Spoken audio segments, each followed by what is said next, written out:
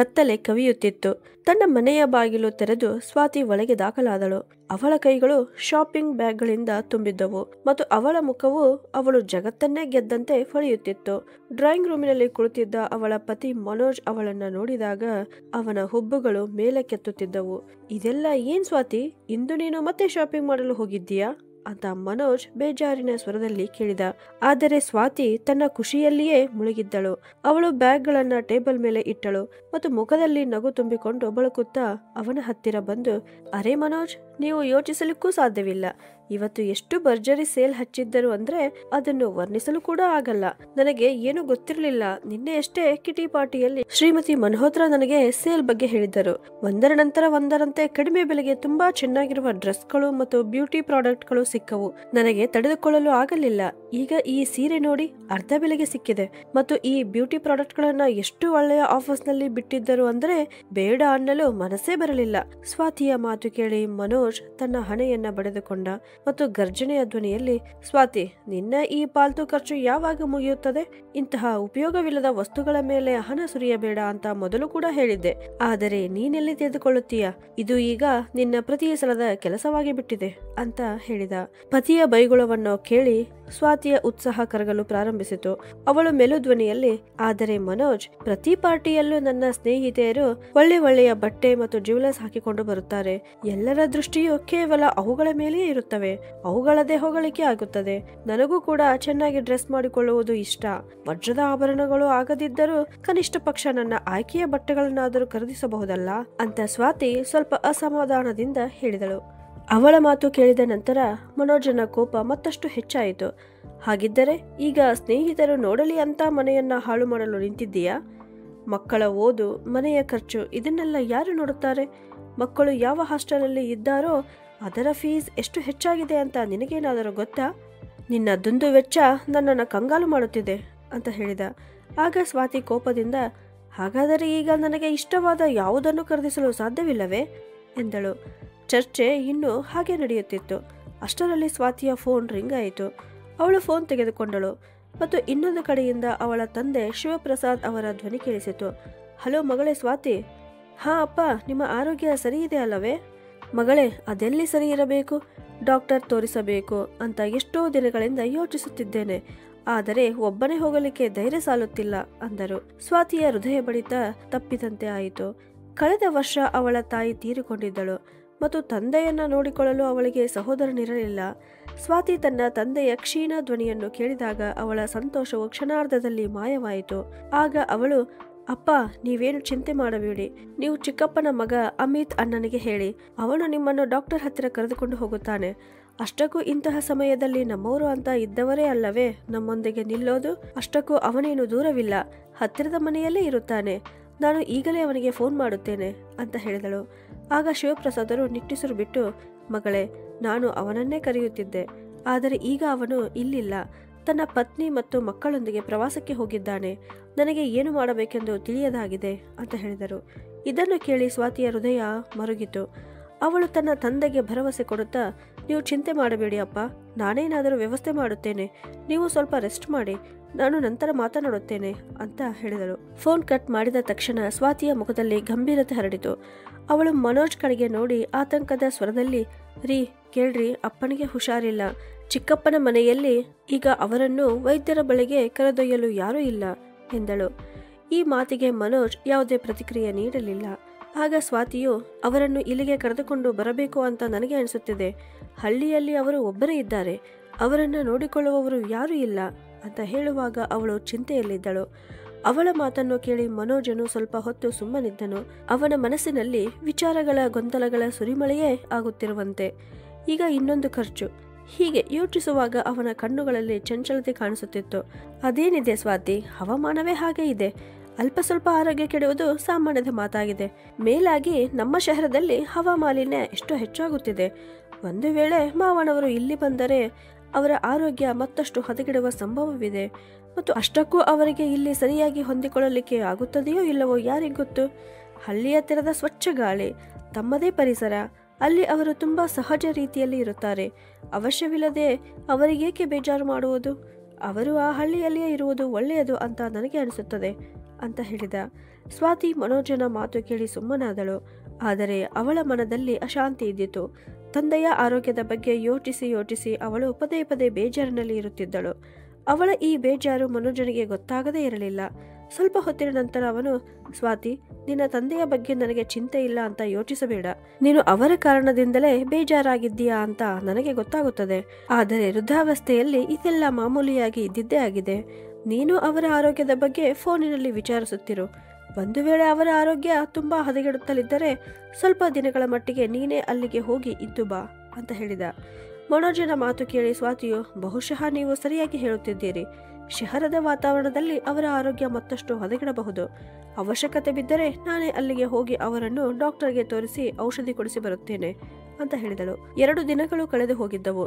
ಯಾವಾಗ ಸ್ವಾತಿ ತನ್ನ ತಂದೆಯ ಆರೋಗ್ಯ ವಿಚಾರಿಸಲು ಅವರಿಗೆ ಫೋನ್ ಮಾಡುತ್ತಿದ್ದಳೋ ಆಗ ಅವರ ಧ್ವನಿಯು ಮತ್ತಷ್ಟು ಕ್ಷೀಣಿಸುತ್ತಾ ಮತ್ತು ಸುಸ್ತಾದವರಂತೆ ತೋರುತ್ತಿತ್ತು. 3ನೆಯ ದಿನ ಬೆಳಗ್ಗೆ ಸ್ವಾತಿ ಫೋನ್ ಮಾಡಿದಳು. ಅಪ್ಪ, ಈಗ ನಿಮ್ಮ ಆರೋಗ್ಯ ಹೇಗಿದೆ ಅಂತ ಕೇಳಿದಳು. ಮಗಳೇ, ಈಗಲೂ ಹಾಗೇ ಇದೆ. ಔಷಧಿಯು ಯಾವುದೇ ಪರಿಣಾಮ ಬೀರುತ್ತಿಲ್ಲ. ಡಾಕ್ಟರ್ಗೆ ತೋರಿಸಬೇಕೆಂದು ಯೋಚಿಸಿದ್ದೇನೆ. ಆದರೆ ಒಬ್ಬನೇ ಹೋಗಲಿಕ್ಕೆ ತೊಂದರೆ ಆಗುತ್ತಿದೆ. ನೀವಿಬ್ಬರು ಎಲ್ಲಿಗೆ ಬಂದಿದ್ದರೆ ಒಳ್ಳೆಯದಾಗುತ್ತಿತ್ತು ಅಂತ ಶಿವಪ್ರಸಾದ್ ಅವರು ಹೇಳಿದಾಗ ಸ್ವಾತಿಯ ಹೃದಯ ತುಂಬಿ ಬಂದಿತು. ಅವಳು ತನ್ನ ತಂದೆಯನ್ನ ಸಮಾಧಾನಪಡಿಸುತ್ತಾ, ಚಿಂತಿಸಬೇಡ ಅಪ್ಪ, ನಾನು ಇವರ ಜೊತೆ ಮಾತನಾಡಿ ಏನೋ ಒಂದು ವ್ಯವಸ್ಥೆ ಮಾಡುತ್ತೇನೆ ಎಂದಳು. ಫೋನ್ ಕಟ್ ಮಾಡಿದ ನಂತರ ಸ್ವಾತಿ ನೇರವಾಗಿ ಮನೋಜ್ ಬಳಿಗೆ ಹೋಗಿ, ರೀ ಮನೋಜ್, ಅಪ್ಪನ ಆರೋಗ್ಯದಲ್ಲಿ ಯಾವುದೇ ಸುಧಾರಣೆ ಆಗಿಲ್ಲ. ಅವರು ತುಂಬಾ ಹುಷಾರಿಲ್ಲ ಅಂತ ಹೇಳುತ್ತಿದ್ದಾರೆ. ಊರಿಗೆ ಬಂದು ನಾವೇ ಡಾಕ್ಟರ್ ಹತ್ತಿರ ಕರೆದುಕೊಂಡು ಹೋಗಬೇಕು ಅಂತ ಹೇಳುತ್ತಿದ್ದಾರೆ. ನಾವು ಹೋಗಲೇಬೇಕು ಅಂತ ನನಗೆ ಅನಿಸುತ್ತಿದೆ ಅಂತ ಹೇಳಿದಳು. ಮನೋಜ್ ಯೋಚನೆಯಲ್ಲಿ ಮುಳುಗಿದ. ಆದರೆ ಅವನ ಮುಖದಲ್ಲಿ ಚಂಚಲತೆ ಸ್ಪಷ್ಟವಾಗಿ ಕಾಣುತ್ತಿತ್ತು. ಸ್ವಾತಿ, ನಿನಗೆ ಅವರ ಚಿಂತೆಯಾಗಿದೆ ಅಂತ ನನಗೆ ತಿಳಿಯುತ್ತದೆ. ಆದರೂ ಕೂಡ ನನಗೆ ಅಲ್ಲಿಗೆ ಹೋಗುವುದು ಅಸಾಧ್ಯವಾಗಿದೆ. ಆಫೀಸ್ನಲ್ಲಿ ತುಂಬಾ ಕೆಲಸಗಳಿವೆ. ಯಾವುದಾದರೂ ಒಳ್ಳೆಯ ಡಾಕ್ಟರಿಂದ ಸಲಹೆ ಪಡೆದು ಔಷಧಿ ತೆಗೆದುಕೊಳ್ಳಲು ಅವರಿಗೆ ಹೇಳು. ಹಳ್ಳಿಯಲ್ಲಿಯೂ ಈಗ ಒಳ್ಳೆಯ ಡಾಕ್ಟರ್ ಲಭ್ಯವಿರುತ್ತಾರೆ. ಅವರು ಅಲ್ಲೇ ತೋರಿಸಿಕೊಳ್ಳಲಿ ಬಿಡು ಅಂದನು. ಸ್ವಾತಿ ಸುಮ್ಮನಾದಳು ಮತ್ತು ಭಾರವಾದ ಹೃದಯದಿಂದ ಅಡಿಗೆ ಮನೆಗೆ ಹೋಗಿ ಕೆಲಸ ಮಾಡಲು ನಿಂತಳು. ಅವಳು ಅಡಿಗೆ ಮನೆಗೆ ಹೋದ ನಂತರ ಮನೋಜ್ ಹತಾಶೆಯಿಂದ ಪತ್ರಿಕೆಯನ್ನು ಮೇಜಿನ ಮೇಲೆ ಎಸೆದು ಕೋಪದಿಂದ ಗೊಣಗಲು ಪ್ರಾರಂಭಿಸಿದನು. ಇದು ತುಂಬಾ ಅತಿಯಾಯಿತು. ಅವಳ ಅಪ್ಪ ಪ್ರತಿದಿನ ಅನಾರೋಗ್ಯಕ್ಕೆ ಒಳಗಾಗುತ್ತಾರೆ. ಅವರು ಪ್ರತಿದಿನ ಕರೆ ಮಾಡಿ ನಮಗೆ ಬರಲು ಹೇಳುತ್ತಾರೆ. ಪ್ರತಿದಿನ ಅವರನ್ನು ಆಸ್ಪತ್ರೆಗೆ ಕರೆದುಕೊಂಡು ಹೋಗಿ ತೋರಿಸಿಕೊಂಡು ಬರಲಿಕ್ಕೆ ನಾವೇನು ಪಾಲ್ತು ಇದ್ದೇವಾ? ಒಂದು ವೇಳೆ ಅವರ ಆರೋಗ್ಯ ಕೆಟ್ಟಿದ್ದರೆ ತಾವೇ ಹೋಗಿ ತೋರಿಸಿಕೊಂಡು ಬರಬಾರದೇಕೆ? ಪ್ರತಿ ಬಾರಿ ನಮಗೇಕೆ ತೊಂದರೆ ಕೊಡಬೇಕು? ಅವರು ಹೇಳುವುದಕ್ಕಾಗಿಯೇ ಸ್ವಾತಿ ಅವರನ್ನ ಇಲ್ಲಿಯೇ ಕರೆದುಕೊಂಡು ಬರಬೇಕು ಅಂತ ಹಠ ಹಿಡಿಯುತ್ತಾಳೆ. ಇಲ್ಲದಿದ್ದರೆ ನಾನೇ ಅಲ್ಲಿಗೆ ಹೋಗಬೇಕಂತೆ. ಅವರಿಗೆ ಅನಾರೋಗ್ಯವಾದರೆ ನಾನೇನು ಮಾಡಲಿ? ನಾನೇನು ಅವಳ ತಂದೆಯ ಜವಾಬ್ದಾರಿ ತೆಗೆದುಕೊಂಡಿದ್ದೇನೆಯೇ ಅಂತ ಗೊಣಗಿಕೊಂಡ. ಸ್ವಲ್ಪ ಹೊತ್ತಿನ ನಂತರ ಅವನು ನಾಷ್ಟಾ ಮುಗಿಸಿ ತನ್ನ ಆಫೀಸ್ಗೆ ಹೊರಟು ಹೋದ. ನಾಷ್ಟಾ ಮುಗಿಸಿದ ನಂತರ ಸ್ವಾತಿ ಎಲ್ಲಾ ಕೆಲಸವನ್ನ ಬೇಗನೆ ಮುಗಿಸಲು ಪ್ರಯತ್ನಿಸುತ್ತಿದ್ದಳು. ಅಷ್ಟರಲ್ಲಿ ಬಾಗಿಲ ಬಳಿ ಮೆಲ್ಲನೆ ಆಗಮನವಾಯಿತು. ಸ್ವಾತಿಯು ಅವಸರದಿಂದ ಕೈವರೆಸಿಕೊಂಡು ಬಾಗಿಲು ತೆರೆದಳು. ಹೊರಗೆ ಬಾಡಿಗೆ ಮನೆಯ ನಿಶಾ ನಿಂತಿದ್ದಳು. ಅವಳ ಕೈಯಲ್ಲಿ ಒಂದು ಪ್ಲೇಟ್ ಇದ್ದಿತು ಮತ್ತು ಅದರಲ್ಲಿ ಸ್ವಲ್ಪ ಉಂಡೆಗಳನ್ನು ಇಡಲಾಗಿತ್ತು. ಅತ್ತಿಗೆ, ನಾನಿಂದು ಬೇಸನ್ ಉಂಡೆ ಮಾಡಿದ್ದೇನೆ. ನಿಮಗೂ ಸ್ವಲ್ಪ ಕೊಟ್ಟರಾಯಿತು ಅಂತ ಯೋಚಿಸಿ ಬಂದೆ ಅಂತ ನಿಶಾ ನಗುತ್ತಾ ಹೇಳಿದಳು. ಸ್ವಾತಿ ಮುಗುಳ್ನಗೆಯೊಂದಿಗೆ ಪ್ಲೇಟನ್ನು ತೆಗೆದುಕೊಂಡು ಥ್ಯಾಂಕ್ಸ್ ಹೇಳಿದಳು. ಆದರೆ ಅವಳ ಮುಖದಿಂದ ಸಂತೋಷ ಅನ್ನುವುದು ಎಲ್ಲೋ ಮಾಯವಾಗಿತ್ತು. ನಿಶಾಳು ಕೂಡಲೇ ಅವಳ ಸಪ್ಪೆ ಮುಖ ನೋಡಿ ಅರ್ಥ ಮಾಡಿಕೊಂಡಳು. ಅತ್ತಿಗೆ, ಏನಾಯಿತು? ನೀವೇಕೋ ಬೇಜಾರಿನಲ್ಲಿ ಇರುವ ಹಾಗೆ ಕಾಣುತ್ತಿದೆ ಅಂತ ಕೇಳಿದಾಗ ಸ್ವಾತಿಯು ನಿರಾಶೆಯ ಧ್ವನಿಯಲ್ಲಿ, ಏನೂ ಇಲ್ಲ ನಿಶಾ, ನನ್ನ ತಂದೆಯ ಆರೋಗ್ಯ ಸರಿಯಿಲ್ಲ ಅಷ್ಟೇ ಅಂದಳು. ಇದನ್ನು ಕೇಳಿ ನಿಶಾ ಸ್ವಲ್ಪ ಚಿಂತಿತಳಾಗಿ, ಏನಾಗಿದೆ ಅವರಿಗೆ ಅಂತ ಕೇಳಿದಳು. ಏನು ಹೇಳಲಿ ನಿಶಾ, ಅವರಿಗೆ ಮೊದಲೇ ಸಕ್ಕರೆ ಕಾಯಿಲೆ ಇದೆ. ಈಗ ಉಸಿರಾಡಲಿಕ್ಕೂ ತೊಂದರೆ ಆಗುತ್ತಿದೆ. ನಾನು ಇವರಿಗೆ ಹೇಳಿದೆ ನಾವೇ ಹೋಗಿ ಒಳ್ಳೆಯ ಡಾಕ್ಟರ್ಗೆ ತೋರಿಸೋಣ ಅಂತ. ಆದರೆ ಇವರಿಗೆ ಸಮಯವಾದರೂ ಎಲ್ಲಿದೆ ಅಂದಳು.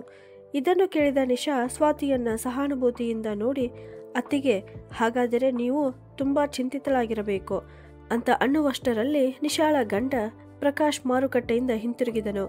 ಅವನನ್ನ ನೋಡಿದ ನಿಶಾ, ರೀ ಪ್ರಕಾಶ್, ನೀವು ಸರಿಯಾದ ಸಮಯಕ್ಕೆ ಬಂದಿರಿ.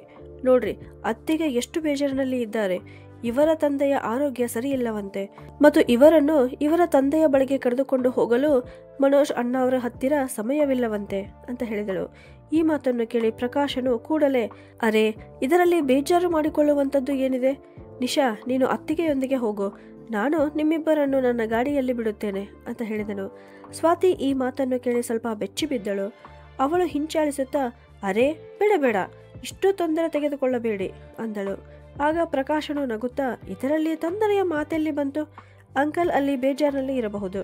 ಅವರ ಆರೋಗ್ಯ ಸರಿ ಇಲ್ಲದೆ ಇರುವಾಗ ನೀವು ಅವರನ್ನ ಡಾಕ್ಟರ್ ಹತ್ತಿರ ಕರೆದುಕೊಂಡು ಹೋಗಬೇಕಾಗುತ್ತದೆ. ಅಷ್ಟಕ್ಕೂ ನಾವೆಲ್ಲ ಒಂದೇ ಪರಿವಾರದವರ ತರ ಇದ್ದೇವೆ. ಒಂದು ವೇಳೆ ನಾವೇ ಒಬ್ಬರಿಗೊಬ್ಬರು ಕೆಲಸಕ್ಕೆ ಬಾರದಿದ್ದರೆ ಮತ್ಯಾರು ಬರಬೇಕು ಅಂತ ಹೇಳಿದ. ನಿಶಾಳು ಕೂಡ ಬಹಳ ಸ್ನೇಹದಿಂದ, ಹಾ ಅತ್ತಿಗೆ, ನೀವೇನು ಬೇಜಾರು ಮಾಡಿಕೊಳ್ಳಬೇಡಿ, ನಾನು ನಿಮ್ಮೊಂದಿಗೆ ಹಳ್ಳಿಗೆ ಬರುತ್ತೇನೆ. ಇವರು ನಮ್ಮಿಬ್ಬರನ್ನ ಬಿಟ್ಟು ಬರುತ್ತಾರೆ ಅಂತ ಹೇಳಿದಳು. ಅವರ ಮಾತುಗಳನ್ನು ಕೇಳಿದ ಸ್ವಾತಿಯ ಮನಸ್ಸಿನಲ್ಲಿ ಸಮಾಧಾನ ಅನುಭವವಾಯಿತು. ಪ್ರಕಾಶನು ಕೂಡಲೇ ತನ್ನ ಕಾರಿನ ಚಾವಿ ಎತ್ತಿಕೊಂಡು, ಹಾಗಿದ್ದರೆ ನಡಿರೆ ಅತ್ತಿಗೆ, ಈಗಲೇ ಹೋಗೋಣ, ತಡ ಮಾಡುವುದು ಬೇಡ ಅಂದನು. ಸ್ವಾತಿಯು ನಿಶಾ ಮತ್ತು ಪ್ರಕಾಶ್ಗೆ ಧನ್ಯವಾದ ಹೇಳಿ ತನ್ನ ದುಪಟವನ್ನ ತೆಗೆದುಕೊಂಡು ಅವರೊಂದಿಗೆ ಹೋಗಲು ಸಿದ್ಧಳಾದಳು. ಕೆಲವೊಮ್ಮೆ ಸಹಾಯ ಅನ್ನುವುದು ಎಲ್ಲಿಂದ ಸಿಗುತ್ತದೆ ಅಂದರೆ ನಾವು ನಿರೀಕ್ಷಿಸದೇ ಇರುವ ಸ್ಥಳದಿಂದಲೇ ಸಿಗುತ್ತದೆ ಅಂತ ಕಾರಿನಲ್ಲಿ ಕುಳಿತಾಗ ಸ್ವಾತಿ ತನ್ನಷ್ಟಕ್ಕೆ ತಾನೇ ಯೋಚಿಸಿದಳು. ಹಳ್ಳಿಯನ್ನು ತಲುಪಿದ ನಂತರ ಪ್ರಕಾಶನು ಸ್ವಾತಿಯ ತಂದೆಯನ್ನು ತನ್ನ ಗಾಡಿಯಲ್ಲಿ ಕೂರಿಸಿಕೊಂಡು ಡಾಕ್ಟರ್ ಹತ್ತಿರ ಕರೆದುಕೊಂಡು ಹೋದರು. ಡಾಕ್ಟರು ಅವರನ್ನು ಪರೀಕ್ಷಿಸಿದ ನಂತರ, ಇವರ ಸಕ್ಕರೆ ಕಾಯಿಲೆ ಮಟ್ಟ ಹೆಚ್ಚಾಗಿದೆ ಮತ್ತು ಶ್ವಾಸಕೋಶದಲ್ಲಿ ಸೋಂಕಿನ ಪರಿಣಾಮ ಗೋಚರಿಸುತ್ತಿದೆ. ನಾವು ಕೆಲವು ಔಷಧಿಗಳನ್ನು ಬರೆಯುತ್ತೇನೆ, ಇವರು ಬೇಗ ಗುಣಮುಖರಾಗುತ್ತಾರೆ ಅಂತ ಹೇಳಿದರು. ಆಸ್ಪತ್ರೆಯಿಂದ ಹಿಂತಿರುಗಿದ ನಂತರ ಸ್ವಾತಿ ತನ್ನ ತಂದೆಯೊಂದಿಗೆ 2 ದಿನಗಳ ಕಾಲ ಉಳಿದಳು. ಅತ್ತಿಗೆ ಮತ್ತೆ ಏನಾದರೂ ಬೇಕಾಗಿದ್ದರೆ ಕೂಡಲೇ ಹೇಳಿ, ನಿಮಗೆ ಅವಶ್ಯವಿದ್ದಾಗ ಎಷ್ಟೊತ್ತಿಗಾದರೂ ಫೋನ್ ಕಾಲ್ ಮಾಡಿ ಅಂತ ಹೇಳಿ ಪ್ರಕಾಶ್ ಮತ್ತು ನಿಶಾ ತಮ್ಮ ಮನೆಗೆ ಮರಳಿ ಬಂದರು. 3ನೇ ದಿನ ಸ್ವಾತಿ ತವರಿನಿಂದ ಮರಳಿ ತನ್ನ ಗಂಡನ ಮನೆಗೆ ಬಂದಳು. ಆಗ ಸಂಜೆ 7 ಗಂಟೆ ಆಗುವುದರಲ್ಲಿತ್ತು. ಸುಸ್ತಾಗಿದ್ದರಿಂದ ಅವಳು ಒಳಗೆ ಬರುತ್ತಲೇ ಸೋಫಾದ ಮೇಲೆ ಕುಳಿತಳು. ಮನೋಜ್ ಡ್ರಾಯಿಂಗ್ ರೂಮಿನಲ್ಲಿ ಟಿವಿ ನೋಡುತ್ತಾ ಕುಳಿತಿದ್ದ. ಅವಳನ್ನು ನೋಡಿದ ತಕ್ಷಣ ಅವನು ಔಪಚಾರಿಕತೆಯಿಂದ, ಈಗ ನಿನ್ನ ತಂದೆಯ ಆರೋಗ್ಯ ಹೇಗಿದೆ ಅಂತ ಕೇಳಿದ. ಸ್ವಾತಿಯು ನೀರಿನ ಗ್ಲಾಸನ್ನು ಎತ್ತಿಕೊಳ್ಳುತ್ತಾ, ಈಗ ಸರಿಯಾಗಿದ್ದಾರೆ. ಅವರಿಗೆ ಸಕ್ಕರೆ ಕಾಯಿಲೆ ಪ್ರಮಾಣ ಹೆಚ್ಚಾಗಿತ್ತು. ಊಟದಲ್ಲಿ ಪತ್ತೆಯನ್ನ ಮಾಡುವುದಿಲ್ಲ ಅಲ್ಲ. ಕಳೆದ ಕೆಲವು ದಿನಗಳಿಂದ ಕೋರ್ಟ್ ಕಚೇರಿ ಅಂತ ಅಲೆದಾಡುವುದರಲ್ಲಿ ತಮ್ಮ ಆರೋಗ್ಯದ ಬಗ್ಗೆ ಗಮನವನ್ನೇ ಕೊಟ್ಟಿಲ್ಲ. ಅದಕ್ಕೆ ಅವರ ಆರೋಗ್ಯ ಹದಗೆಟ್ಟಿತ್ತು. ಆದರೆ ಒಂದು ವಿಚಾರವಂತೂ ಒಳ್ಳೆಯದಾಯಿತು. ಎಷ್ಟೋ ವರ್ಷಗಳಿಂದ ಅವರ ಕೋರ್ಟ್ ಕೇಸು ನಡೆಯುತ್ತಿತ್ತಲ್ಲ, ಅದರ ತೀರ್ಪು ಇವರ ಪರವಾಗಿಯೇ ಆಗಿದೆ ಅಂತ ಹೇಳಿದಳು. ಕೇಸ್? ಯಾವ ಕೇಸ್? ಮನೋಜನು ಬೆಚ್ಚಿ ಬಿದ್ದು ಕೇಳಿದ. ಆಗ ಸ್ವಾತಿಯು, ಅರೆ ಅದೇ ಅವರ ಜಮೀನಿನ ಕೇಸ್. ನಿಮಗೆ ನೆನಪಿದೆಯಾ? ಅದು ಕಳೆದ ಕೆಲವು ವರ್ಷಗಳಿಂದ ನಡೆಯುತ್ತಿತ್ತು. ಕೊನೆಗೂ ಆ ಕೇಸನ್ನು ಇವರೇ ಗೆದ್ದರು ಅಂತ ಹೇಳಿದಳು. ಮನೋಜನ ಕೈಯಲ್ಲಿದ್ದ ಚಹಾದ ಕಪ್ಪು ಇನ್ನೇನು ಬೀಳುತ್ತಾ ಬೀಳುತ್ತಾ ಉಳಿಯಿತು. ಅವನ ಕಣ್ಣುಗಳು ಅಗಲವಾದವು.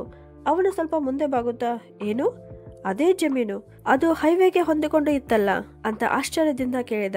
ಸ್ವಾತಿಯು ಸಹಜ ರೀತಿಯಿಂದಲೇ ಉತ್ತರ ಕೊಟ್ಟಳು, ಹೌದು ಅದೇ ಜಮೀನ್ ಅಂತ. ಅಯ್ಯೋ ದೇವರೇ, ಅದರ ಕಿಮ್ಮತ್ತು ಈಗ ಕೋಟಿಗಟ್ಟಲೆ ಆಗುತ್ತದೆ ಅಂತ ಮನೋಜನು ಗಾಬರಿಯ ಸ್ವರದಲ್ಲಿ ಹೇಳಿದ.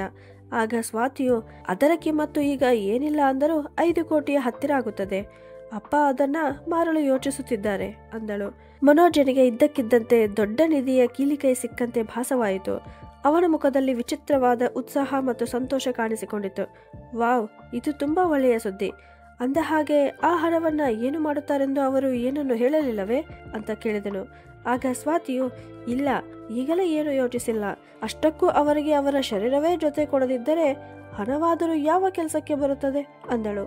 ಮನೋಜನು ಚಹಾದ ಕಪ್ ಕೆಳಗೆ ಇಡುತ್ತಾ ಗಂಭೀರತೆಯ ನಾಟಕವನ್ನು ತೋರಿಸುತ್ತಾ, ಹಾ, ಮಾತೇನೋ ಸರಿ ಇದೆ. ಇಂತಹ ದೊಡ್ಡ ನಿರ್ಧಾರವನ್ನು ತೆಗೆದುಕೊಳ್ಳುವಾಗ ಸ್ವಲ್ಪ ಯೋಚಿಸಿ ತಿಳಿದುಕೊಂಡೇ ಮುಂದಿನ ಹೆಜ್ಜೆ ಇಡಬೇಕಾಗುತ್ತದೆ. ಅಷ್ಟಕ್ಕೂ ಇದು ಅವರ ಪರಿಶ್ರಮದ ಸಂಪತ್ತಾಗಿದೆ ಅಂತ ಹೇಳಿದ. ಮನೋಜನ ಮನಸ್ಸು ಈಗ ಗೊಂದಲಮಯವಾಗಿತ್ತು. ಅವನು ಸಾಮಾನ್ಯವಾಗಿ ವರ್ತಿಸುತ್ತಿದ್ದರೂ ಅವನ ಒಳಗೆ ತುಂಬಾ ಚಂಚಲನಾಗಿದ್ದನು. ಸ್ವಾತಿಯ ಚಿಕ್ಕಪ್ಪನ ಮಗ ಅಮಿತ್ ಅವನ ದೊಡ್ಡಪ್ಪನನ್ನ ತನ್ನ ಪರವಾಗಿ ತಿರುಗಿಸಿ ಜಮೀನನ್ನು ಲಪಟಾಯಿಸಿಬಿಟ್ಟರೆ, ಅಷ್ಟಕ್ಕೂ ನನ್ನ ಪತ್ನಿ ಸ್ವಾತಿ ಅವಳ ತಂದೆಗೆ ಒಬ್ಬಳೇ ಮಗಳಾಗಿದ್ದಾಳೆ ಮತ್ತು ಆ ಜಮೀನಿನ ಮೇಲೆ ನಮ್ಮದೇ ಹಕ್ಕು ಆಗುತ್ತದೆ. ಹೀಗೆ ಅವನು ಒಳಗೆ ಯೋಚಿಸುತ್ತಲೇ ಇದ್ದನು. ಆ ರಾತ್ರಿ ಸ್ವಾತಿ ಅಡಿಗೆ ಕೆಲಸ ಮುಗಿಸಿಕೊಂಡು ಕೋಣೆಗೆ ಬಂದಾಗ ಮನೋಜ್ ಲ್ಯಾಪ್ಟಾಪ್ ಹಿಡಿದು ಕುಳಿತಿದ್ದ. ಸ್ವಾತಿಯು ಅವನ ಗಮನ ಪರದೆಯ ಮೇಲೆ ಇಲ್ಲ ಎಂದು ಗಮನಿಸಿದಳು. ಹಾಸಿಗೆಯ ಮೇಲೆ ಕುಳಿತು ದಿಂಬನ್ನ ಸರಿಪಡಿಸುತ್ತಾ ಅವಳು, ರೀ, ಯಾವ ಆಲೋಚನೆಗಳಲ್ಲಿ ಕಳೆದು ಹೋಗಿದ್ದೀರಿ?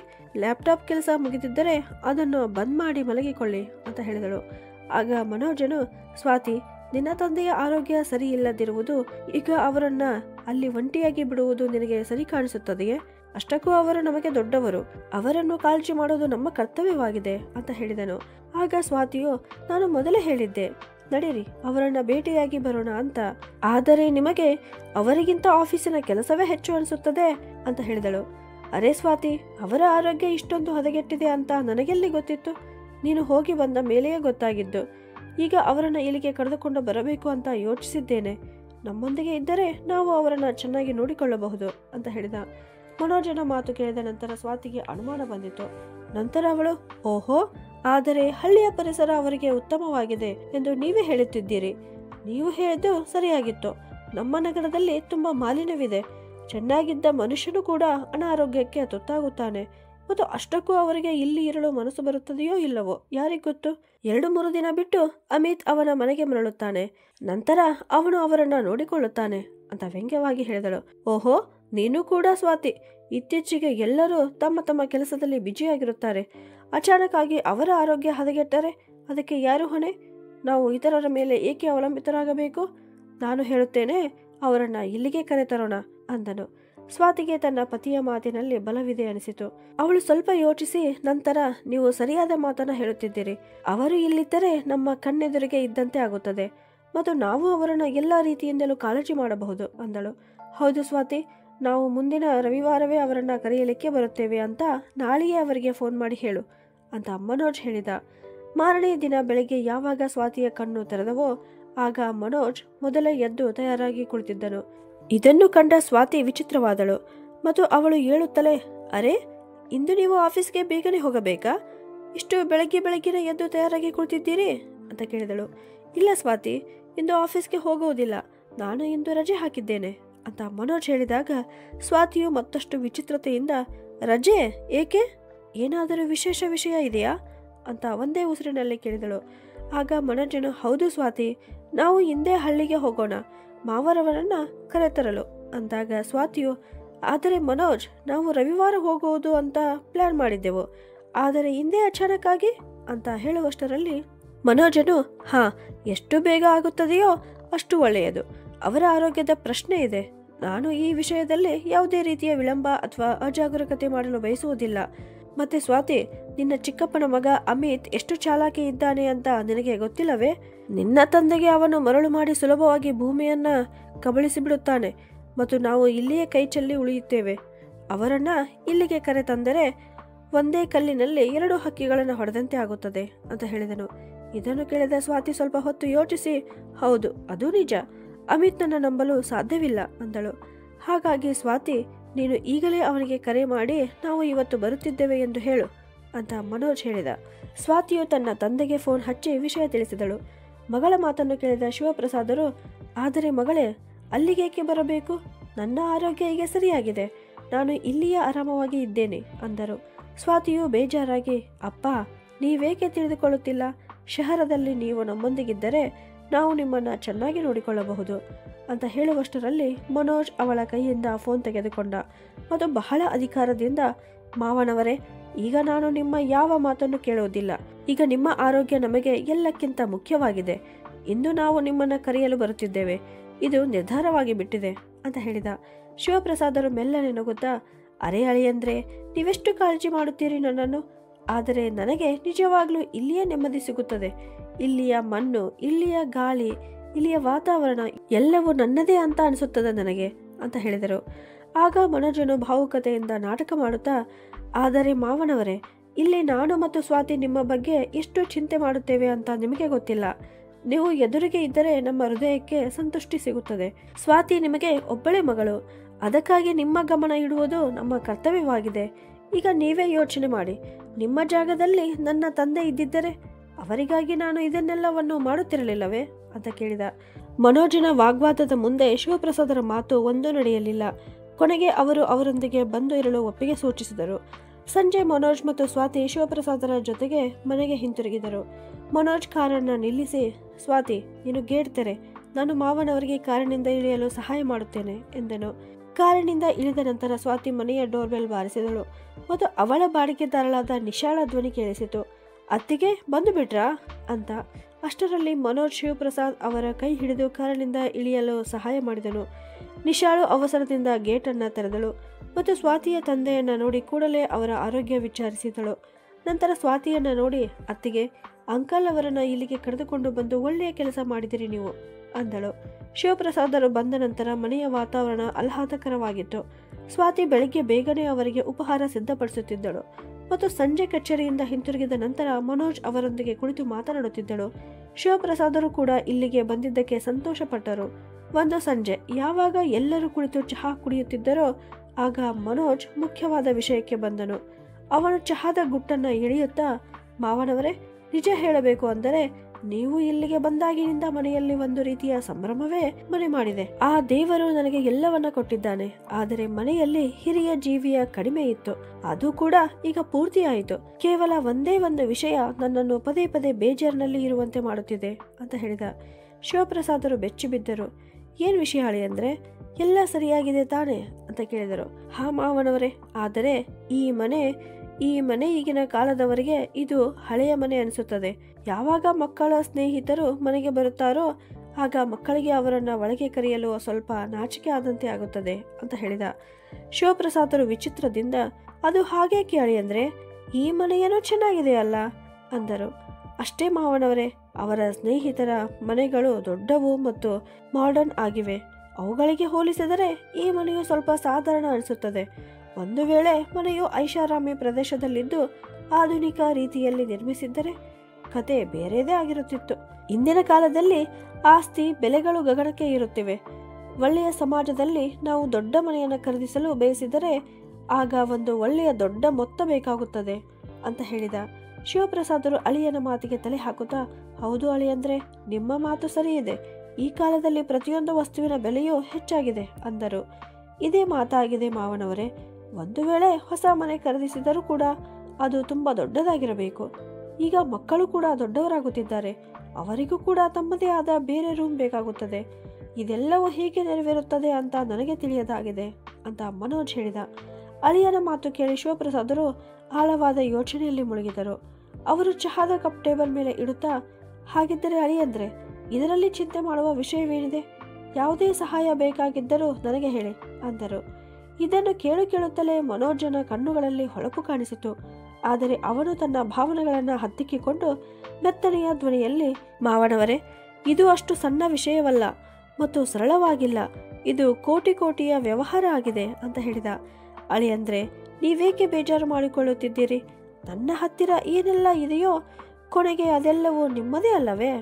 ಆ ಜಮೀನು ಮಾರಿದ ನಂತರ ನನಗೆ ಎಷ್ಟು ಹಣ ಸಿಗುತ್ತದೆಯೋ ಅದೆಲ್ಲವೂ ನಿಮಗೆ ಮತ್ತು ಸ್ವಾತಿಗಾಗಿಯೇ ಇರುತ್ತದೆ. ಆ ಜಮೀನನ್ನು ಮಾರಾಟಕ್ಕೆ ಹಚ್ಚೋಣ ಅಂತ ಶಿವಪ್ರಸಾದರು ಹೇಳಿದರು. ಇದನ್ನು ಕೇಳಿ ಮನೋಜನು ತನ್ನ ಖುಷಿಯನ್ನು ತೋರಿಸಿಕೊಳ್ಳದೆ ಸ್ವಾತಿಯ ಕಡೆಗೆ ನೋಡಿ, ಮಾವನವರೇ, ನೀವು ಹೀಗೆ ಹೇಳುತ್ತೀರಿ ಅಂದರೆ ನಾವು ಒಂದು ಒಳ್ಳೆಯ ಸೊಸೈಟಿಯಲ್ಲಿ ಒಳ್ಳೆಯ ಮನೆಯನ್ನ ಹುಡುಕುತ್ತೇವೆ ಅಂದನು. ಮಾರನೆಯ ದಿನದಿಂದಲೇ ಸ್ವಾತಿ ಮತ್ತು ಮನೋಜ್ ಆ ಶಹರದ ದೊಡ್ಡ ಸೊಸೈಟಿಯಲ್ಲಿ ಒಳ್ಳೆಯ ಮನೆಯನ್ನು ಹುಡುಕಲು ಶುರು ಮಾಡಿದರು. ಅವರು ದೊಡ್ಡ ಪ್ಲಾಟುಗಳು ಮತ್ತು ಐಷಾರಾಮಿ ಮನೆಗಳನ್ನು ನೋಡಲು ಹೋದರು. ಕೊನೆಗೂ ಅವರಿಗೆ ಒಂದು ದೊಡ್ಡ ಐಷಾರಾಮಿ ಮನೆ ಇಷ್ಟವಾಯಿತು. ಒಪ್ಪಂದವನ್ನು ಅಂತಿಮಗೊಳಿಸಲು ಅವರು 1 ಅಥವಾ 2 ದಿನಗಳಲ್ಲಿ ಮುಂಗಡ ಹಣವನ್ನು ಪಾವತಿಸಬೇಕಾಯಿತು. ಹೊಸ ಮನೆಯ ಬಗ್ಗೆ ವಿಚಾರ ಮಾಡಿ ಅವರಿಬ್ಬರು ತುಂಬಾ ಖುಷಿಯಲ್ಲಿದ್ದರು. ಮೊದಲು ಅವರಿಬ್ಬರು ಶಿವಪ್ರಸಾದರನ್ನ ಚೆನ್ನಾಗಿ ಕಾಳಜಿ ಮಾಡುತ್ತಿದ್ದರು. ನಂತರ ಅವರು ನಿಧಾನವಾಗಿ ಅವರ ಆರೋಗ್ಯದ ಬಗ್ಗೆ ನಿರ್ಲಕ್ಷ್ಯ ವಹಿಸಲು ಪ್ರಾರಂಭಿಸಿದರು. ಒಂದು ದಿನ ಶಿವಪ್ರಸಾದರು ಅಂಗಳದಲ್ಲಿ ಹಾಸಿಗೆಯ ಮೇಲೆ ಜೋರಾಗಿ ಕೆಮ್ಮುತ್ತಿದ್ದರು. ಅವರಿಗೆ ಉಸಿರಾಟದ ತೊಂದರೆ ಆಗಿತ್ತು. ಸ್ವಾತಿ ಅಡುಗೆ ಮನೆಯಿಂದ ಹೊರಬಂದು, ಏನಪ್ಪ, ನೀನು ಸರಿಯಾದ ಸಮಯಕ್ಕೆ ಮಾತ್ರೆ ತೆಗೆದುಕೊಂಡಿಲ್ಲವೇ ಎಂದಳು. ಶಿವಪ್ರಸಾದರು ಸುಸ್ತಾದ ಧ್ವನಿಯಲ್ಲಿ, ಇಲ್ಲ ಮಗಳೇ, ಔಷಧಿ ಖಾಲಿಯಾಗಿದೆ.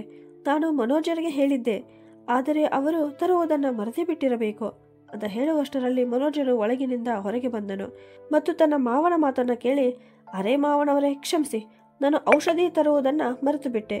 ಆಫೀಸಿನ ಕೆಲಸದಲ್ಲಿ ನನಗೆ ನೆನಪೇ ಆಗಲಿಲ್ಲ ಅಂತ ಹೇಳಿದ. ಶಿವಪ್ರಸಾದರು ಸೌಮ್ಯವಾದ ಕೆಮ್ಮಿನ ನಡುವೆ, ಸರಿ ಅಳಿಯಂದ್ರೆ, ಔಷಧಿಯನ್ನ ನಂತರ ತನ್ನಿ. ಈ ಸದ್ಯ ನನ್ನನ್ನು ವೈದ್ಯರ ಬಳಿಗೆ ಕರೆದುಕೊಂಡು ಹೋಗಿ. ಅವರು ನನ್ನನ್ನು ಪರೀಕ್ಷಿಸಿದ ನಂತರ ಸರಿಯಾದ ಔಷಧಿಯನ್ನು ಬರೆಯುತ್ತಾರೆ ಅಂತ ಹೇಳಿದರು. ಆದರೆ ಮನೋಜ್ ಬೇಗನೆ ಗಾಡಿಯ ಚಾವಿ ಎತ್ತಿಕೊಳ್ಳುತ್ತಾ, ಮಾವನವರೇ, ಈಗ ಡಾಕ್ಟರ್ ಹತ್ತಿರ ಹೋಗಲು ಸಮಯವಿಲ್ಲ. ನಮಗೆ ಬ್ಯಾಂಕಿಗೆ ಹೋಗುವುದು ಇದೆ. ಹೊಸ ಮನೆಯ ಡೀಲ್ ಪಕ್ಕಾ ಮಾಡಲು ಅಡ್ವಾನ್ಸ್ ಹಣ ಕೊಡಬೇಕಲ್ಲ, ಅದಕ್ಕೆ FD ಮುರಿಯಬೇಕಾಗುತ್ತದೆ. ನೀವು ಚಿಂತಿಸಬೇಡಿ, ಸಂಜೆಯ ಒಳಗೆ ನಾನು ಔಷಧಿ ತರುತ್ತೇನೆ ಅಂದನು. ಶಿವಪ್ರಸಾದ್ ಅವರು ದಣಿದ ಧ್ವನಿಯಲ್ಲಿ, ಅಳಿಯಂದ್ರೆ ನನ್ನ ಆರೋಗ್ಯ ಹದಗೆಡುತ್ತಿದೆ, ನನಗೆ ಉಸಿರಾಟದ ತೊಂದರೆ ಆಗುತ್ತಿದೆ ಅಂತ ಹೇಳಿದರು. ಅದಕ್ಕೆ ಸ್ವಾತಿಯು ಅವಸರದಲ್ಲಿ, ಅಪ್ಪ, ನಮಗೆ ಬ್ಯಾಂಕ್ನಲ್ಲಿ ಹೆಚ್ಚು ಸಮಯ ಬೇಕಾಗುವುದಿಲ್ಲ, ನೀವು ಸ್ವಲ್ಪ ಆರಾಮ ಮಾಡಿರಿ, ನಾವು ಬೇಗನೆ ಬಂದು ಬಿಡುತ್ತೇವೆ ಅಂತ ಹೇಳಿದಳು. ಮನೋಜನ ಗಾಡಿ ಸ್ಟಾರ್ಟ್ ಮಾಡಿದ ಮತ್ತು ಸ್ವಾತಿಯೊಂದಿಗೆ ಬ್ಯಾಂಕಿಗೆ ಹೊರಟ. ಶಿವಪ್ರಸಾದ್ ಅವರು ಒಬ್ಬಂಟಿಯಾಗಿ ಕೆಮ್ಮುತ್ತಾ ಹಾಸಿಗೆಯ ಮೇಲೆ ಮಲಗಿದ್ದರು. ಅವರ ಸ್ಥಿತಿ ಹದಗೆಡುತ್ತಿತ್ತು. ಅವರು ಕೆಮ್ಮುವ ಶಬ್ದ ಕೇಳಿ ನಿಶಾ ಹೊರಗೆ ಬಂದು ಮೆಟ್ಟಿಲುಗಳಿಂದ ಕೆಳಗೆ ಇಳಿದು ಬಂದಳು. ಅವರ ಆ ಪರಿಸ್ಥಿತಿಯನ್ನ ನೋಡಿ ಅವಳು ಗಾಬರಿಯಾಗಿ, ಅಂಕಲ್ ಅವರೇ, ನಿಮ್ಮ ಪರಿಸ್ಥಿತಿ ತುಂಬಾ ಕೆಟ್ಟಂತೆ ಕಾಣುತ್ತದೆ, ಅಣ್ಣ ಅತ್ತಿಗೆ ಎಲ್ಲಿದ್ದಾರೆ ಅಂತ ಕೇಳಿದಳು. ಶಿವಪ್ರಸಾದರು ತುಂಬಾ ಪ್ರಯಾಸದಿಂದ ಇಷ್ಟನ್ನೇ ಹೇಳಿದರು, ಯಾವುದೇ ಕೆಲಸಕ್ಕಾಗಿ ಬ್ಯಾಂಕಿಗೆ ಹೋಗಿದ್ದಾರೆ ಅಂತ. ನಿಶಾಳು ಕೂಡಲೇ ತನ್ನ ಪತಿಯನ್ನ ಕರೆಯುತ್ತಾ, ರೀ ಪ್ರಕಾಶ್, ಅಂಕಲ್ ಅವರ ಆರೋಗ್ಯ ಸರಿಯಿಲ್ಲ, ಇವರನ್ನು ಡಾಕ್ಟರ್ ಹತ್ತಿರ ಕರೆದುಕೊಂಡು ಹೋಗಬೇಕಾಗುತ್ತದೆ ಅಂತ ಹೇಳಿದಳು. ಶಿವಪ್ರಸಾದ್ ವಿರೋಧಿಸುತ್ತಾ, ಇಲ್ಲ ಮಗಳೇ, ಬೇಸರ ಮಾಡಿಕೊಳ್ಳಬೇಡ, ಮನೋಜ್ ಮತ್ತು ಸ್ವಾತಿ ಬಂದು ನನ್ನನ್ನು ಆಸ್ಪತ್ರೆಗೆ ಕರೆದುಕೊಂಡು ಹೋಗುತ್ತಾರೆ ಅಂತ ಹೇಳಿದರು. ಆದರೆ ಈ ಸಮಯದಲ್ಲಿ ನಿಮ್ಮ ಆರೋಗ್ಯ ಇನ್ನಷ್ಟು ಹದಗೆಡಬಹುದು. ನಿಮ್ಮ ಇನ್ಸುಲರ್ ಎಲ್ಲಿದೆ, ಅದನ್ನು ತೆಗೆದುಕೊಳ್ಳುವುದರಿಂದ ನಿಮ್ಮ ಕೆಮ್ಮು ಸ್ವಲ್ಪ ಗುಣವಾಗುತ್ತದೆ ಅಂತ ನಿಶಾ ಹೇಳಿದಳು. ನಂತರ ಶಿವಪ್ರಸಾದ್ ಅವರು, ಮಗಳೇ, ಅದು ಮುಗಿದು ಹೋಗಿದೆ, ನಾನು ಮನೋಜ್ಗೆ ಹೇಳಿದ್ದೇನೆ, ಆದರೆ ಅವನು ತರಲು ಮರೆಯುತ್ತಿದ್ದಾನೆ ಅಂತ ಹೇಳಿದರು. ನಿಶಾಳು ಪ್ರಕಾಶನಿಗೆ ಕೂಗಿ ಹೇಳಿದಾಗ ಅವನು ಕೆಳಗೆ ಬರುವಾಗ ತನ್ನ ಬಳಿ ಇದ್ದ ಇನ್ಹೇಲರ್ ತಂದನು. ಸ್ವಲ್ಪ ಹೊತ್ತಿನಲ್ಲಿಯೇ ಶಿವಪ್ರಸಾದರಿಗೆ ಕೆಮ್ಮು ಸ್ವಲ್ಪ ಕಡಿಮೆ ಆಯಿತು. ಆಗ ಪ್ರಕಾಶನು, ಅಂಕಲ್, ವೈದ್ಯರ ಬಳಿ ಹೋಗುವುದು ಅತ್ಯಗತ್ಯ, ಇಂತಹ ಸ್ಥಿತಿಯಲ್ಲಿ ಇನ್ಹೇಲರ್ ಮಾತ್ರ ಸಾಕಾಗುವುದಿಲ್ಲ ಅಂದನು. ಶಿವಪ್ರಸಾದ್ ಅವರು ಹಿಂಜರಿಕೆಯಿಂದ, ಮಗನೇ, ಈಗ ಅದರ ಅವಶ್ಯಕತೆ ಏನಿಲ್ಲ, ಮನೋಜ್ ಮತ್ತು ಸ್ವಾತಿ ಇನ್ನೇನು ಬರುತ್ತಿರಬೇಕು, ಅವರೇ ನನ್ನನ್ನು ಅಲ್ಲಿಗೆ ಕರೆದುಕೊಂಡು ಹೋಗುತ್ತಾರೆ ಅಂದನು. ಅಂಕಲ್, ನಮ್ಮನ್ನು ಬೇರೆಯವರು ಅಂತ ಏಕೆ ತಿಳಿಯುತ್ತೀರಿ, ನಾವು ನಿಮ್ಮ ಮಕ್ಕಳ ಇದ್ದ ಹಾಗೆ ಅಂತ ತಿಳಿದುಕೊಳ್ಳಿ ಅಂತ ಹೇಳುತ್ತಾ ಪ್ರಕಾಶನು ತನ್ನ ಗಾಡಿಯನ್ನ ಹೊರಗೆ ತೆಗೆದನು ಮತ್ತು ಅವರನ್ನು ಆಸ್ಪತ್ರೆಗೆ ಕರೆದುಕೊಂಡು ಹೋದನು. ಶಿವಪ್ರಸಾದರು ನಿಶಾ ಮತ್ತು ಪ್ರಕಾಶನಿಗೆ ಬಹಳಷ್ಟು ಆಶೀರ್ವಾದಗಳನ್ನು ನೀಡಿದರು. ತಮ್ಮ ಮಗಳು ಮತ್ತು ಅಳಿಯನ ಮನೆಯಲ್ಲಿ ವಾಸಿಸುತ್ತಿದ್ದಾಗಲೂ ಶಿವಪ್ರಸಾದ್ ಅವರ ಪ್ರತಿದಿನವೂ ಹಿಂದಿನಂತೆಯೇ ಕಳೆಯುತ್ತಿತ್ತು. ಕಾಳಜಿ ಇಲ್ಲದೆ, ಬೆಂಬಲವಿಲ್ಲದೆ. ಮನೋಜ್ ಮತ್ತು ಸ್ವಾತಿ ತನ್ನದೇ ಆದ ಲೋಕದಲ್ಲಿ ಹಾಯಾಗಿದ್ದರು. ಯಾವಾಗಲಾದರೂ ಶಿವಪ್ರಸಾದ್ ಅವರು ಯಾವುದೇ ಕೆಲಸವನ್ನ ಮನೋಜನಿಗೆ ಹೇಳಿದರೆ ಅವನು ಯಾವಾಗಲೂ ನೆನೆಸಿಕೊಳ್ಳಲು ಪ್ರಯತ್ನಿಸುತ್ತಿದ್ದ. ಮಾವನವರೇ, ಸಮಯವಿಲ್ಲ, ನಾಳೆ ಆಫೀಸ್ನಿಂದ ಬರುವಾಗ ತರುತ್ತೇನೆ, ಹೀಗೆ ಏನೇನೋ ನೆಪ ಹೇಳಿ ಅವರು ಹೇಳಿದ ಒಂದು ಕೆಲಸವನ್ನ ಮಾಡುತ್ತಿರಲಿಲ್ಲ. ಪದೇ ಪದೇ ಇದೇ ಉತ್ತರವನ್ನ ಕೇಳುತ್ತಿದ್ದ ಶಿವಪ್ರಸಾದರು ಈಗ ಅಳಿಯನ ಮೇಲೆ ಭರವಸೆಯನ್ನೇ ಬಿಟ್ಟಿದ್ದರು. ಸ್ವಾತಿ ಕೂಡ ಅವರ ಬಗ್ಗೆ ಅಸಡ್ಡೆ ತೋರುತ್ತಿದ್ದಳು. ಅವಳು ಹೆಚ್ಚು ಸಮಯ ಕಿಟಿ ಪಾರ್ಟಿಯಲ್ಲೋ ಅಥವಾ ಶಾಪಿಂಗ್ನಲ್ಲೋ ಇರುತ್ತಿದ್ದಳು. ಅವಳು ಮನೆಯಲ್ಲಿದ್ದರೆ ತನ್ನ ಸ್ನೇಹಿತರೊಂದಿಗೆ ಫೋನ್ನಲ್ಲಿ ಮಾತನಾಡುತ್ತಿದ್ದಳು. ಇಂದು ಬೆಳಗ್ಗೆ 11 ಗಂಟೆಯಾಗಿತ್ತು. ಪ್ರತಿದಿನ ಸ್ವಾತಿಯು ಮನೋಜನ ಆಫೀಸಿಗೆ ಹೋದ ನಂತರ ಶಿವಪ್ರಸಾದ್ ಅವರಿಗೆ ನಾಷ್ಟ ಕೊಡುತ್ತಿದ್ದಳು. ಆದರೆ ಇಂದು ಅವಳು ಇದುವರೆಗೂ ನಾಷ್ಟ ತೆಗೆದುಕೊಂಡು ಬಂದಿರಲಿಲ್ಲ. ಶಿವಪ್ರಸಾದರು ಹಾಸಿಗೆಯ ಮೇಲೆ ಮಲಗಿ, ಸ್ವಾತಿ, ಮಗಳೇ, ನನಗೆ ಉಪಹಾರ ಕೊಡು ಎಂದು ಕರೆದರು. ಸ್ವಾತಿ ಒಳಗೆ ಫೋನಿನಲ್ಲಿ ಮಾತನಾಡುತ್ತಾ ಬ್ಯುಸಿಯಾಗಿದ್ದಳು. ನಿಮಗೆ ಗೊತ್ತಾ, ನಾವು ಖರೀದಿಸಿದ ಮನೆ ತುಂಬಾ ಅದ್ಭುತವಾಗಿದೆ. ಪ್ರತಿಯೊಂದು ವಸ್ತುಗಳು ನನ್ನ ಇಷ್ಟದ್ದೇ ಆಗಿವೆ. ಕಿಟಿ ಪಾರ್ಟಿಯಲ್ಲಿ ಯಾವೊಂದೋ ಮಹಿಳೆಯರು ತಮ್ಮನ್ನು ತಾವು ಹೈ ಸೊಸೈಟಿಯವರು ಅಂತ ತಿಳಿದುಕೊಂಡಿದ್ದರೋ ಅವರೆಲ್ಲರೂ ನನ್ನ ಮನೆಯನ್ನ ನೋಡಿ ಉರಿದುಕೊಳ್ಳುತ್ತಾರೆ. ಶಿವಪ್ರಸಾದರು ಮತ್ತೊಮ್ಮೆ ಕೂಗಿದರು, ಮಗಳೇ, ಕೇಳುತ್ತಿದೆಯಾ ಅಂತ. ಆದರೆ ಸ್ವಾತಿಯ ಮಾತುಗಳಲ್ಲಿ ಈ ಧ್ವನಿಯು ಕಳೆದು ಹೋದಂತೆ ಆಯಿತು. ಶಿವಪ್ರಸಾದರು ಹೊರಗೆ ಅಂಗಳದಲ್ಲಿದ್ದರು. ಆದ್ದರಿಂದ ಅವರ ಧ್ವನಿಯು ಮಹಡಿಯನ್ನ ತಲುಪುತ್ತಿತ್ತು. ಅವರ ಧ್ವನಿಯು ಕೇಳಿದ ನಿಶಾ ಹೊರಬಂದಳು. ನಮಸ್ಕಾರ ಅಂಕಲ್, ಎಲ್ಲವೂ ಸರಿಯಾಗಿದೆ ತಾನೆ? ನೀವು ಉಪಹಾರ ಸೇವಿಸಿದ್ದೀರಾ ಅಂತ ಕೇಳಿದಳು. ಇಲ್ಲ ಮಗಳೇ, ನಾನು ಸ್ವಾತಿಗೆ ಹೇಳುತ್ತಿದ್ದೆ, ಬಹುಶಃ ಅವಳು ಬ್ಯುಸಿಯಾಗಿದ್ದಾಳೆ ಅಂದರು. ನಿಶಾಳು ತನ್ನ ಅಡಿಗೆ ಮನೆಗೆ ಹೋಗಿ ಒಂದು ತಟ್ಟೆಯಲ್ಲಿ ನಾಷ್ಟ ಹಾಕಿಕೊಂಡು ಶಿವಪ್ರಸಾದರ ಹತ್ತಿರ ಬಂದು, ಅಂಕಲ್, ಈಗ ನೀವು ಇದನ್ನು ತಿನ್ನಿ ಮತ್ತು ನಿಮ್ಮ ಮಾತ್ರೆಗಳನ್ನ ಎಲ್ಲಿಟ್ಟಿದ್ದೀರಾ ಅಂತ ಕೇಳಿದಳು. ಡೈನಿಂಗ್ ಟೇಬಲ್ ಮೇಲೆ ಇರಬಹುದು, ತಂದು ಕೊಟ್ಟರೆ ತೆಗೆದುಕೊಳ್ಳುತ್ತೇನೆ ಅಂತ ಶಿವಪ್ರಸಾದರು ಹೇಳಿದರು. ನಿಶಾಳು ಕೂಡಲೇ ಒಳಗೆ ಹೋಗಿ ಮಾತ್ರೆಗಳನ್ನು ತಂದು ಒಂದು ಗ್ಲಾಸ್ ನೀರನ್ನು ಸಹ ಕೊಟ್ಟಳು. ಆಗ ಶಿವಪ್ರಸಾದರು ಭಾವುಕರಾಗಿ, ಮಗಳೇ, ನೀನು ಯಾವಾಗಲೂ ನನಗೆ ಸಹಾಯ ಮಾಡುತ್ತೀಯಾ, ಆ ದೇವರು ನಿನ್ನನ್ನು ಖುಷಿಯಾಗಿ ಇಟ್ಟಿರಲಿ ಅಂದರು. ಆಗಾಗ ಪ್ರಕಾಶ್ ಕೂಡ ಶಿವಪ್ರಸಾದರ ಜೊತೆ ಬಂದು ಕುಳಿತುಕೊಳ್ಳುತ್ತಿದ್ದ. ಅವರ ಆರೋಗ್ಯದ ಬಗ್ಗೆ ಕೇಳುತ್ತಿದ್ದ. ಈಗ ಔಷಧಿಗಳು ಖಾಲಿ ಆದಾಗಲೆಲ್ಲ ಶಿವಪ್ರಸಾದರು ಪ್ರಕಾಶ್ಗೆ ಕರೆ ಮಾಡಿ ಔಷಧಿಗಳನ್ನು ತರಿಸಿಕೊಳ್ಳುತ್ತಿದ್ದರು ಮತ್ತು ಪ್ರಕಾಶ್ ಬೇಡವೆಂದರೂ ಬಲವಂತವಾಗಿ ಅವನ ಕೈಗೆ ಔಷಧಿಗಳ ಹಣವನ್ನು ಇಡುತ್ತಿದ್ದರು. ದಿನಗಳು ನಿಧಾನವಾಗಿ ಕಳೆದವು. ಮನೋಜ್ ಮತ್ತು ಸ್ವಾತಿ ತಮ್ಮ ಕನಸಿನ ಮನೆಗೆ ಸ್ಥಳಾಂತರಗೊಳ್ಳಲು ಉತ್ಸಾಹಕರಾಗಿದ್ದರು. ನೋಂದಣಿ ದಿನವೂ ಹತ್ತಿರ ಬರುತ್ತಿತ್ತು ಮತ್ತು ಇಬ್ಬರು ತುಂಬಾ ಉತ್ಸುಕರಾಗಿದ್ದರು. ಒಂದು ಸಂಜೆ ಮನೋಜ್ ಯಾವಾಗ ಕಚೇರಿಯಿಂದ ಮನೆಗೆ ಹಿಂತಿರುಗಿದನೋ ಆಗ ಅವಳ ಹತ್ತಿರ ಬಳುಕುತ್ತಾ ಬಂದಳು.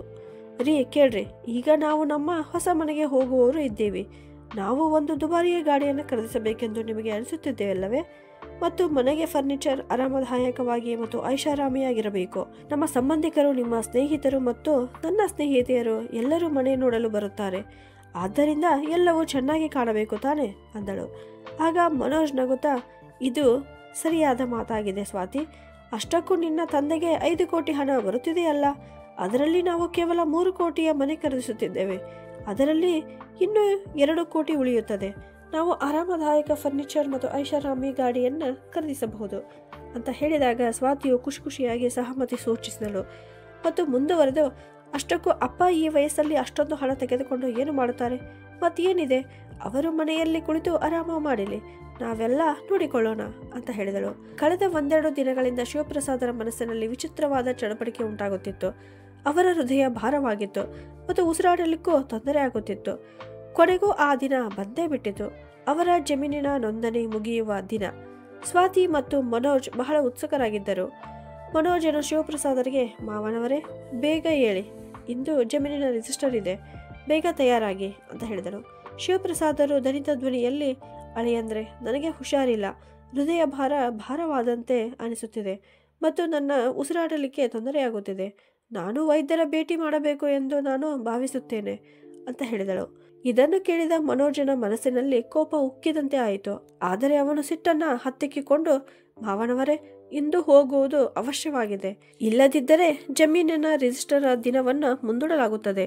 ಎಲ್ಲಿಯವರೆಗೆ ಜಮೀನಿನ ರಿಜಿಸ್ಟರ್ ಮಾಡಿಸಿ ಹಣ ಕೈಗೆ ಬರುವುದಿಲ್ಲವೋ ಅಲ್ಲಿಯವರೆಗೆ ನಾವು ಮನೆಯ ರಿಜಿಸ್ಟರ್ ಅನ್ನು ಹೇಗೆ ಮಾಡಿಸಬೇಕು ಅಂತ ಹೇಳಿದ. ಅವನ ಮಾತಿಗೆ ಸ್ವಾತಿಯು ಕೂಡ ಧ್ವನಿಗೂಡಿಸುತ್ತಾ, ಹೌದು ಅಪ್ಪ, ಇವತ್ತು ಹೋಗುವುದು ತುಂಬಾ ಮುಖ್ಯವಾಗಿದೆ ಮತ್ತು ಹೇಗೋ ನೀವು ಕಾರಿನಲ್ಲಿ ಹೋಗಬೇಕು. ನೀವು ಕಾರಿನಲ್ಲಿ ಆರಾಮವಾಗಿ ಕುಳಿತುಕೊಳ್ಳಿ. ಎಲ್ಲ ಕೆಲಸ ಮುಗಿದ ನಂತರ ನಾವು ನಿಮ್ಮನ್ನು ವೈದ್ಯರ ಬಳಿಗೆ ಕರೆದುಕೊಂಡು ಒಯ್ಯುತ್ತೇವೆ ಎಂದಳು.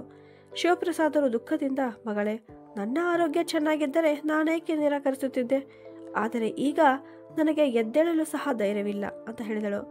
ಆದರೂ ಮನೋಜ್ ಮತ್ತು ಸ್ವಾತಿ ಶಿವಪ್ರಸಾದರನ್ನ ಒತ್ತಾಯದಿಂದ ಗಾಡಿಯಲ್ಲಿ ಕೂರಿಸಿಕೊಂಡು ಹೊರಟೇ ಬಿಟ್ಟರು. ಅಲ್ಲಿ ತಲುಪಿದ ನಂತರ ಅವರು, ನೀವು ಇಲ್ಲಿಯೇ ಕುಳಿತುಕೊಳ್ಳಿ, ಸ್ವಲ್ಪ ಹೊತ್ತಿನಲ್ಲಿಯೇ ಕೆಲಸ ಆಗುತ್ತದೆ, ನಿಮ್ಮ ಸಹಿ ಆದ ತಕ್ಷಣ ಮುಗಿದು ಹೋಗುತ್ತದೆ, ನಂತರ ನಿಮ್ಮನ್ನು ಆಸ್ಪತ್ರೆಗೆ ಕರೆದುಕೊಂಡು ಹೋಗುತ್ತೇವೆ ಅಂತ ಹೇಳಿ ಅವರಿಬ್ಬರು ಶಿವಪ್ರಸಾದರನ್ನ ಕಾರಿನಲ್ಲಿ ಕೂರಿಸಿ ಕಚೇರಿಯ ಒಳಗೆ ಹೋದರು. ನಂತರ ಅವರು ಎಷ್ಟೊತ್ತಾದರೂ ಬರಲೇ ಇಲ್ಲ.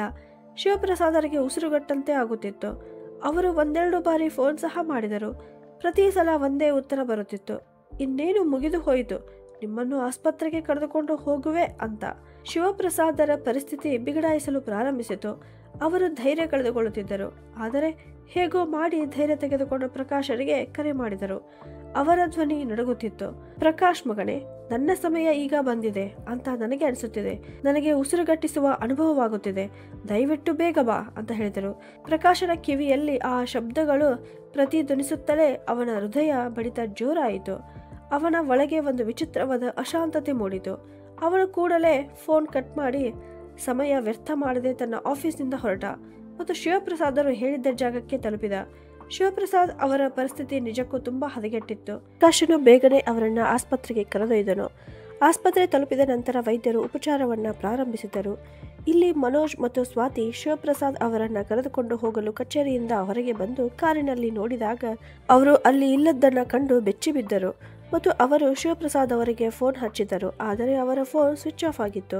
ಅವರಿಬ್ಬರು ಬೆವರಿನಿಂದ ತೊಯ್ದು ಹೋದರು. ಅವರಿಗೆ ತಂದೆಯ ಚಿಂತೆಗಿಂತ ಹೆಚ್ಚಾಗಿ ಇಂದು ಹಣ ಅವರ ಕೈಗೆ ಬರದಿದ್ದರೆ ಹೊಸ ಮನೆಯ ನೋಂದಣಿ ಮತ್ತು ಅಲ್ಲಿಗೆ ಸ್ಥಳಾಂತರಗೊಳ್ಳುವಲ್ಲಿ ಮತ್ತಷ್ಟು ವಿಳಂಬವಾಗುವುದು ಎಂಬ ಅಂಶದ ಬಗ್ಗೆ ಚಿಂತಿತರಾಗಿದ್ದರು. ಅದೇ ಸಮಯದಲ್ಲಿ ಮನೋಜ್ಗೆ ಪ್ರಕಾಶ್ನಿಂದ ಫೋನ್ ಕಾಲ್ ಬಂದಿತು. ಅವನು ನಡೆದ ಎಲ್ಲ ವಿಷಯವನ್ನ ಹೇಳಿ ಅವರಿಗೆ ಕೂಡಲೇ ಆಸ್ಪತ್ರೆಗೆ ಬರಲು ಹೇಳಿದನು. ಇಷ್ಟು ಮಾತನ್ನು ಕೇಳಿದ ಮನೋಜ್ ಕೋಪಗೊಂಡು, ಪ್ರಕಾಶ್, ನೀನು ಏನನ್ನು ಸಾಬೀತುಪಡಿಸಲು ಬಯಸುತ್ತಿದ್ದೀಯಾ? ನನ್ನ ಮಾವನನ್ನ ಆಸ್ಪತ್ರೆಗೆ ಕರೆದುಕೊಂಡು ಹೋಗಿ ಹೀರೋ ಆಗಲು ಬಯಸಿದ್ದೀಯೋ ಎಂದು ಕೂಗಲು ಪ್ರಾರಂಭಿಸಿದನು. ಆಗ ಪ್ರಕಾಶನು, ಆದರೆ ಅಂಕಲ್ ಅವರ ಪರಿಸ್ಥಿತಿ ಎಷ್ಟು ಕೆಟ್ಟದ್ದಾಗಿತ್ತು ಅಂದರೆ ಒಂದೇ 1 ನಿಮಿಷ ತಡ ಮಾಡಿದ್ದರೆ ಅವರ ಪ್ರಾಣಕ್ಕೆ ಆಪತ್ತು ಇದ್ದಿತು. ನಿಮಗೆ ಅವರ ಪ್ರಾಣಕ್ಕಿಂತ ರಿಜಿಸ್ಟ್ರೇಷನ್ ಚಿಂತೆಯಾಗಿದೆಯಾ ಅಂತ ಕೇಳಿದ. ಮನೋಜ್ ಈಗ ಮತ್ತಷ್ಟು ಕೋಪಗೊಂಡು, ಹೌದು, ನಮಗೆ ಕಾಳಜಿ ಇದೆ. ಇವತ್ತು ನಮ್ಮ ಕೆಲಸ ಬಹುತೇಕ ಮುಗಿಯದೇ ಉಳಿದದ್ದು ನಿನ್ನಿಂದಲೇ. ನೀನು ಮಧ್ಯ ಬಂದು ಎಲ್ಲವನ್ನ ಹಾಳು ಮಾಡಿದೆ ಅಂತ ಹೇಳಿದ. ಇಲ್ಲಿ ತಪಾಸಣೆಯ ನಂತರ ಡಾಕ್ಟರ್ ಹೇಳಿದ್ದನ್ನ ಕೇಳಿ ಪ್ರಕಾಶ್ ಆಘಾತಕ್ಕೊಳಗಾದನು. ಶಿವಪ್ರಸಾದರಿಗೆ ಹಾರ್ಟ್ ಅಟ್ಯಾಕ್ ಆಗಿತ್ತು. ಸ್ವಲ್ಪವೇ ಲೇಟ್ ಆಗಿದ್ದರೂ ಕೂಡ ಏನು ಬೇಕಾದರೂ ಆಗಬಹುದಿತ್ತು ಅಂತ ಡಾಕ್ಟರ್ ಹೇಳಿದರು. 2-3 ದಿನ ಚಿಕಿತ್ಸೆಯ ನಂತರ ಶಿವಪ್ರಸಾದರು ಮನೆಗೆ ಮರಳಿ ಬಂದಿದ್ದರು. ಅವರ ಪರಿಸ್ಥಿತಿ ಈಗ ಮೊದಲಿಗಿಂತ ಉತ್ತಮವಾಗಿತ್ತು. ಆದರೆ ಅವರು ಎಲ್ಲಿಯವರೆಗೆ ಆಸ್ಪತ್ರೆಯಲ್ಲಿ ಇದ್ದರೋ ಪ್ರಕಾಶನು ಅವರನ್ನು ಚೆನ್ನಾಗಿ ನೋಡಿಕೊಂಡಿದ್ದ. ಏಕೆಂದರೆ ಮನೋಜನಿಗೆ ಕೋರ್ಟ್ ಕಚೇರಿಯಿಂದಲೇ ಪುರುಸೊತ್ತು ಸಿಗುತ್ತಿರಲಿಲ್ಲ. ಶಿವಪ್ರಸಾದ್ ಅವರನ್ನು ಚೆನ್ನಾಗಿ ನೋಡಿಕೊಳ್ಳಬೇಕು ಮತ್ತು ಅವರಿಗೆ ಪೂರ್ತಿಯಾಗಿ ಆರಾಮದ ಅವಶ್ಯಕತೆ ಇದೆ ಅಂತ ಡಾಕ್ಟರ್ ಹೇಳಿದ್ದರು. ಆದರೆ ಮನೋಜ್ ಮತ್ತು ಸ್ವಾತಿಗೆ ಇದು ಕೇಳಲಿಕ್ಕೆ ಮಾತ್ರ ಮಾತಾಗಿತ್ತು. ಅವರ ತಲೆಯಲ್ಲಿ ಕೇವಲ ಅವರ ಹೊಸ ಮನೆಯ ಮತ್ತು ಅದಕ್ಕೆ ಸಂಬಂಧಿಸಿದ ಕೆಲಸದ ಮೇಲೆಯೇ ವಿಚಾರಗಳಿದ್ದವು. ಶಿವಪ್ರಸಾದರು ಮನೆಗೆ ಮರಳಿದ ನಂತರ ಪ್ರಕಾಶ್ ಮತ್ತು ನಿಶಾ ಬೇರೆ ಎಲ್ಲಿಯಾದರೂ ಮನೆ ನೋಡಿಕೊಂಡು ಹೋಗಬೇಕೆಂದು ನಿರ್ಧಾರ ಮಾಡಿಕೊಂಡಿದ್ದರು. ಮನೋಜನಿಗೆ ಹೊಸದಾಗಿ ನೋಂದಣಿ ದಿನಾಂಕವನ್ನು ಹಾಕಿಸಬೇಕಾಗಿತ್ತು. ಇದರಿಂದಾಗಿ ಅವನ ಮುಖವು ಯಾವಾಗಲೂ ಕಿರಿಕಿರಿ ಮತ್ತು ಕೋಪದಿಂದ ತುಂಬಿತ್ತು. ಒಂದು ದಿನ ನೋಂದಣಿಯ ಹೊಸ ದಿನಾಂಕವನ್ನು ನಿಗದಿಪಡಿಸಿದ ನಂತರ ಮನೋಜ್, ಮಾವನವರೇ, ಈಗ ಯಾವುದೇ ಪರಿಸ್ಥಿತಿಯಲ್ಲೂ ಈ ಕೆಲಸವನ್ನು ಮುಗಿಸಲೇಬೇಕಾಗಿದೆ. ಈ ಬಾರಿ ಯಾವುದೇ ಅಡಚಣೆ ಬರಬಾರದು ಅಂತ ಹೇಳಿದನು. ಸ್ವಾತಿಯು ಕೂಡ ಅವನ ಮಾತಿಗೆ ಸಹಮತಿ ಸೂಚಿಸಿದಳು. ಶಿವಪ್ರಸಾದರು ಅವರ ನಡವಳಿಕೆ ನೋಡಿ ತುಂಬಾ ಆಶ್ಚರ್ಯಚಕಿತರಾದರು. ಅವರು ಬಹಳ ಹೊತ್ತು ಯೋಚಿಸುತ್ತಾ ಕುಳಿತಿದ್ದರು. ಆದರೆ ಈಗ ಅವರು ಏನು ಮಾಡಬೇಕೆಂದು ನಿರ್ಧರಿಸಿದ್ದರು. ಅವರ ಜಮೀನು ನೋಂದಾಯಿಸಲಾಯಿತು. ಮನೆಗೆ ತಲುಪಿದ ನಂತರ ಶಿವಪ್ರಸಾದರು ಸ್ವಾತಿ ಮತ್ತು ಮನೋಜರನ್ನ ತಮ್ಮ ಬಳಿಗೆ ಕರೆದರು ಮತ್ತು, ಮಗಳೇ, ಜಮೀನು ಮಾರಿ ಬಂದ ದುಡ್ಡಿನಲ್ಲಿ ನಾನು ನಿಮ್ಮ ಹೊಸ ಮನೆ ಖರೀದಿಗಾಗಿ 3 ಕೋಟಿ ರೂಪಾಯಿ ಕೊಡುತ್ತೇನೆ. ಉಳಿದಿದ್ದನ್ನು ನನ್ನ ಹತ್ತಿರವೇ ಇರುತ್ತದೆ ಅಂತ ಹೇಳಿದರು. ಇದನ್ನು ಕೇಳಿದ ಮನೋಜ್ ಕೂಡಲೇ, ಆದರೆ ಮಾವನವರೇ, ನಮಗೆ ಹೊಸ ಮನೆಗಾಗಿ ಫರ್ನಿಚರ್, ಇಂಟೀರಿಯರ್ ಮತ್ತು ಒಂದು ಐಷಾರಾಮಿ ಕಾರು ಕೂಡ ಬೇಕಾಗುತ್ತದೆ. ಇದೆಲ್ಲವೂ ಅದೇ ಉಳಿದ ಹಣದಿಂದ ಆಗುತ್ತಿತ್ತು ಅಂತ ಹೇಳಿದ. ಅಳಿಯಂದ್ರೆ, ನಾನು ನಿಮಗೆ ಹೊಸ ಮನೆ ಖರೀದಿಸಲು ಏನು ಸಹಾಯ ಮಾಡಬೇಕಿತ್ತೋ ಮಾಡಿದೆ. ಈ ಹಣವನ್ನು ನಾನು ನನ್ನ ಪರಿಶ್ರಮದಿಂದ ಗಳಿಸಿದ್ದೇನೆ. ಈ ಹಣವನ್ನು ಏನು ಮಾಡಬೇಕೋ ಅದನ್ನು ನನಗೆ ನಿರ್ಧಾರ ಮಾಡಲು ಬಿಟ್ಟರೆ ಒಳ್ಳೆಯದಾಗುತ್ತದೆ.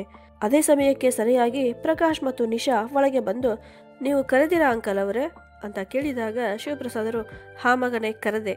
ಸ್ವಲ್ಪ ಮಹತ್ವವಾದ ವಿಷಯವನ್ನ ಮಾತನಾಡುವುದಿತ್ತು. ಬನ್ನಿ, ಕುಳಿತುಕೊಳ್ಳಿ ಅಂದರು. ನಂತರ ಶಿವಪ್ರಸಾದರು ದೀರ್ಘ ಉಸಿರನ್ನು ತೆಗೆದುಕೊಂಡು ತಮ್ಮ ಮಾತನ್ನು ಪ್ರಾರಂಭಿಸಿದರು. ಪ್ರಕಾಶ್ ಮಗನೇ, ನಾನು ನನ್ನ ಜೀವನದಲ್ಲಿ ತುಂಬಾ ಕಷ್ಟಪಟ್ಟು ಕೆಲಸ ಮಾಡಿದ್ದೇನೆ.